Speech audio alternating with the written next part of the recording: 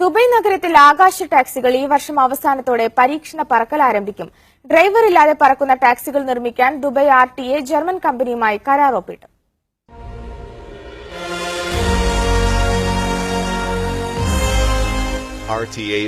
ഗതാഗതക്കുരുക്കിനെ ഭയക്കാതെ Dubai ആകാശത്ത് പറന്നു നടക്കാൻ ഇനി അധികകാലം കാത്തിരിക്കേണ്ടി വരില്ല. 2 യാത്രക്കാരെ വഹിച്ച് പറക്കുന്ന സ്വയം നിയന്ത്രിത ആകാശ ടാക്സികൾ ഈ വർഷം അവസാന പാദം പരീക്ഷണാടിസ്ഥാനത്തിൽ പറന്നു തുടങ്ങും. മണിക്കൂറിൽ 50 കിലോമീറ്റർ വേഗത്തിൽ പറന്നുയരുന്ന ഈ ടാക്സികൾക്ക് ആകാശത്തിലൂടെ പരമാവധി 100 കിലോമീറ്റർ വേഗത കൈവരിക്കാനാകും. വോളോകോപ്റ്റർ കമ്പനിക്കാണ് ഇതിന്റെ നിർമ്മാണ കരാർ.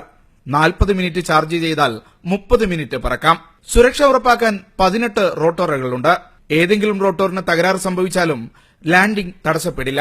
9 ബാറ്ററികളിലാണ് ഇവ പ്രവർത്തിക്കുക.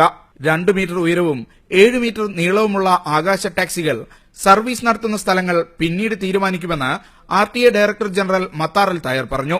സ്വയം നിയന്ത്രിക്കുന്ന ഓട്ടോ പൈലറ്റ് സംവിധാനമായതിനാൽ ഇത് ഓടിക്കാൻ ലൈസൻസ് ഉള്ളവർ വേണ്ടതില്ല. ആകാശ ടാക്സിയുടെ അന്താരാഷ്ട്ര അംഗീകാരങ്ങളും നിയമ സംവിധാനങ്ങളും പൂർത്തിയാക്കാനാണ് RTA കാത്തിരിക്കുന്നത്. ലോകത്ത് ആദ്യമായാണ് ഇത്തരമൊരു സർവീസ് എന്നതിനാൽ നിയമങ്ങളും ആദ്യത്തേതായിരിക്കും. Shinu Shamsuddin, media 1, Dubai.